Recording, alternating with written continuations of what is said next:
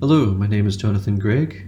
I am a postdoctoral researcher in the Institute for Medieval Research at the Austrian Academy of Sciences in Vienna, and today I would like to present my paper, Soul and Divinization in Proclus, Nicholas and Methone, and the Palamite Controversy, for the conference Theandrites, Byzantine Philosophy 284 to 1453, on the theme of soul and body. I look forward to hear your comments and feedback on what I will now present. And so on to the paper. One thing that Plato is most well known for is the idea that deification is the final goal towards which all men should strive, a goal which true philosophy makes manifest. One sees this in Socrates' well-known rejoinder from Theaetetus 176a, that we ought to fly away from earth to heaven as quickly as we can, and to fly away is to become like God as much as is possible. Fugide homoiosis theo κατὰ to dunaton. Yet what does it mean in Plato's words to become like God, homoiosis theo? The question becomes predicated on the nature of God and the nature of soul, insofar as, for Plato, later Platonists, and indeed the Christian tradition, the soul becomes that by which one becomes like God, in other words deified. The Neoplatonists ultimately come to identify the nature of God, or divinity, with pure unity, especially in the One, and, for later Neoplatonists, the henads or gods. For late Neoplatonists, deification presupposes an overarching framework of mediation, where the soul participates in progressively higher entities corresponding to the progressively higher virtues it comes to possess, in order to attain a deified state. The Christian notion of deification, developed in Pseudo-Dionysius, presents a unique revision of the Neoplatonist framework, one which is amplified in Pseudo-Dionysius' reception in Nicholas of Methone, a 12th century Byzantine commentator on Proclus, and the later Byzantine Isaac Argyros, a 13th century opponent of Gregory Palamas and his followers. The case of Nicholas and Argyros is worth examining for this paper due to their unique positions. In Nicholas, we find an explicit self-conscious attempt to assess the pagan Proclus explicitly in light of the Christian Pseudo-Dionysius, and in Argyros we find an attempt to reappropriate Nicholas to argue for a specific notion of deification, where the term only applies properly to Christ, the incarnation of the divine Logos. In this presentation, due to time, I wish only to give a survey of Proclus's and Nicholas's frameworks, with a brief comment on Argyros. In the first part, I will briefly sketch Proclus's understanding of deification for the soul, both the entities involved in the process and the soul state.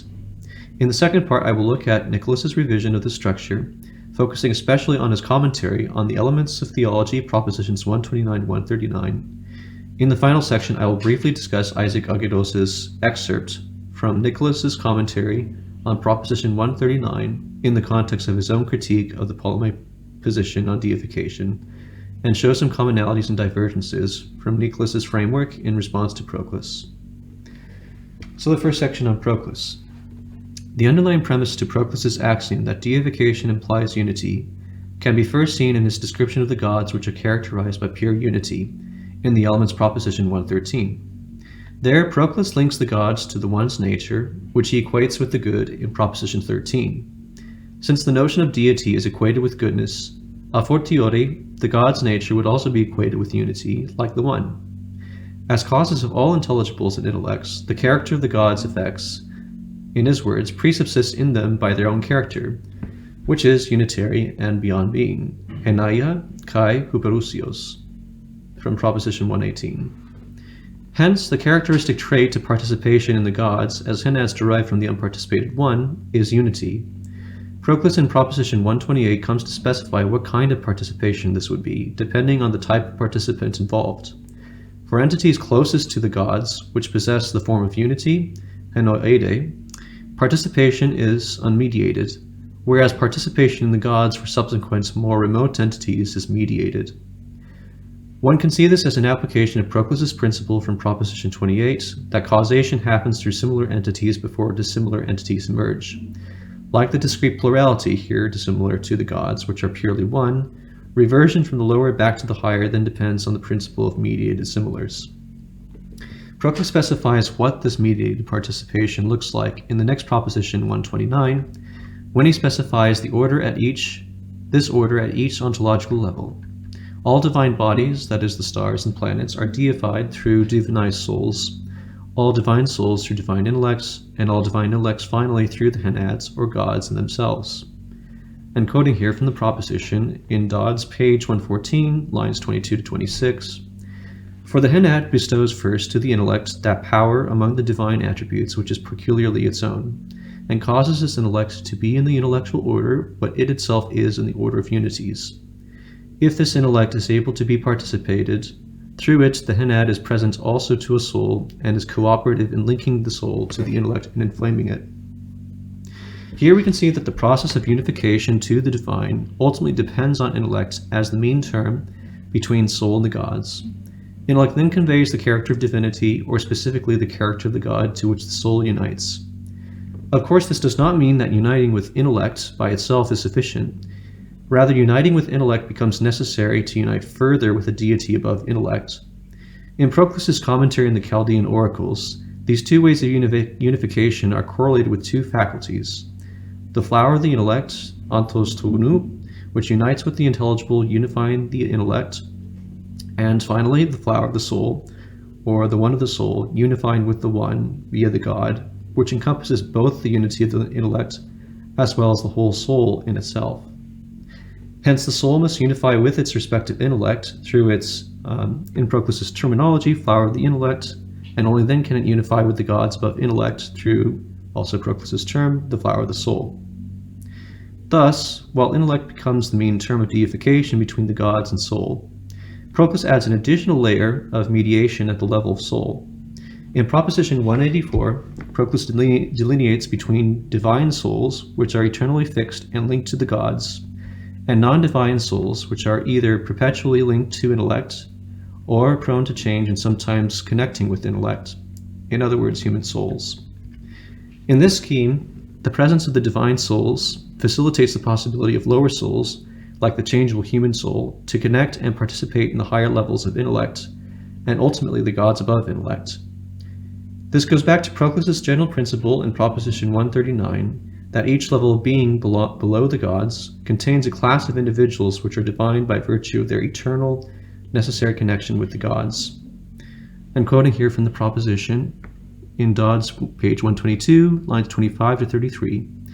For in each class of beings, bodies, souls, and intellects, the highest members belong to the gods, in order that in every rank there may be entities analogous to the gods, to maintain the secondaries in unity and preserve them in being, and that each series may have the completeness of a whole in the parts, here referencing Proposition 167, embracing in itself all things, and before all else, the character of deity. Thus, deity exists on the corporeal, the psychical, and the intellective level, evidently by participation in each case, since deity in the primary sense is proper to the henads. Here, Proclus implicitly references another axiom from Proposition 63, namely that all unparticipated principles give rise to two kinds of participated entities: those that participate always and by nature, i.e. kai symphuos, and those that participate contingently or at some time, partake. Thus the divine souls, always and by nature, participate the divine, while non-divine souls only do so at some time. In Proposition 139, Proclus extends this principle to indicate that the participants which are always, i.e., guarantee the possibility for the other contingent class of participants, that is, the non-divine souls, to participate the higher orders. This becomes explicit in Proposition 204, where it proves that the divine soul is sovereign, hegetai, over both perpetual and non-divine souls and contingent souls, so that the contingent souls are linked to the divine, both through the perpetual non-divine souls, correlated to their respective intellect, and ultimately through the divine souls, correlated to their respective gods. Hence, one can see how Proclus attempts to fill in the principle of mediation at all levels, such that deification becomes a multi-layered process which corresponds to the multiple ontological levels of reality. Now for the second section, on Nicholas. Turning now to Nicholas and Methone, although he follows Pseudo-Dionysius in greatly simplifying the ontological levels in Proclus, we still find the general principle of mediation employed. For instance, in his comments on Proposition 128, distinguishing direct and mediated participation in the gods from earlier, Nicholas affirms that divine manifestation, here quoting, divine manifestation proceeds to more remote orders through their priors to this extent they need their priors in order to participate the divine through them, since they are known as less unified and as having gone forth already into plurality. Here it is important to juxtapose this text with others in the commentary, where Nicholas strongly emphasizes the immediate relation God has to created beings. In his commentary on Proposition 23, where Proclus argues for the general distinction between unparticipated and participated at all levels of being, Nicholas critiques the distinction, emphasizing that one and the same primary entity is participated. So, for example, the same voice, which is numerically one and communicated by the speaker, is possessed as a whole in the ears of the many listeners and not divided in itself. Nicholas's description of participation fits similarly with what we find in Plotinus's own description of participation, where the same entity is participated by all while remaining separate and transcendent inasmuch as it is not contained or possessed by any specific participants. Both in Proposition 23 and later in his commentary on Proposition 116, Nicholas uses this to claim that God is both unparticipated and participated in himself. One consequence of this is that God is directly participated by beings in a way we do not find, at least explicit, in Proclus. This comes out, for instance, in Nicholas's maintenance that although human souls do have their relation to God, mediated by the angels, as intellects between souls and God, they do not participate, strictly speaking, the angels. Here quoting from the commentary on 116, "But the angels are not gods, nor are causes of beings, whether more or less universal, and so they are certainly not participated by beings, hupoton, onton, metahontai, in this way. Standing next to the divine glory and themselves, the first participants of the divine illuminations, each according to its own rank, they transfer the divine participations, tas theas metahos, first to each other and then to us." At first, one may think Nicholas is merely substituting Proclus's words in his claims, that the angels, in his words, transfer the divine participations. However, on closer inspection, Nicholas's language reflects his overarching axiom that God alone is participated. In Proclus, the particular intellects that come after the unparticipated monad, intellect itself, delegate intellect's power to their respective participants. Yet Nicholas, by contrast, rejects this unparticipated-participated distinction. By identifying intellect itself with God, intellect itself becomes directly participated for Nicholas, rather than the particular intellects. This then changes the role of the particular intellects as angels in Nicholas. Divine power does not pass solely through the angels, but rather directly to participants. The particular intellects still serve a mediating function, however in a weaker sense than in Proclus, that is, as helping or guiding, in Nicholas's words, participation at the lower levels. Nicholas's commentary in Proposition 139 helps spell out the transformed hierarchy from Proclus's framework, and in turn shows the different levels of participation in the divine. So, for the level of the one and the henads, Nicholas denies the distinction between the unparticipated one and participated henads, claiming that there is only one henad in his words, that is, the Trinitarian God, as, quote, divided indivisibly and participated imparticipably, meritzetai ameristos kai metachaitai amethektos. For the level of intellects, Nicholas identifies simultaneously the, quote, one henad with the very first and beyond intellect, cause of all intellects, in his words, ho protistos kai hupernos kai panton non aitiosnus. In other words, God is both the one henad beyond being and intellect itself. Thirdly, for the level of souls, Nicholas identifies the incarnate Christ as the sole divine soul at the level of souls, which is perpetually connected to the divine, hence following Proclus's Proposition 184. And finally, for the level of bodies, Nicholas denies the divinity exists at the level of body, that is, the stars and planets, as divine bodies from Proclus, an argument that he makes in his commentary on Proposition 129. For the sake of brevity, I will skip discussing the details behind this hierarchy and focus on his notion of deification through the divine soul and the other soul's relation. It is worth focusing here on his discussion of Christ as the divine soul, quoting here from the commentary, "But only the mixture assumed from our whole nature by the divine Logos would most properly be and be called a rational and intellectual and truly divine soul, and in addition, also a body ensouled by this and itself likewise divine, the mixture both subsisting in him and deified by the same assumption or hypostatic union." End quote. One can immediately recognize Nicholas's Chalcedonian orthodoxy when he asserts that deification in Christ happens solely by the association of Christ's human substance, that is, body and soul, with the divine nature in the one hypostasis, or divine person of the Logos. Secondarily, this also points to a rejection of Proclus's ontological distinction between divine and non-divine souls.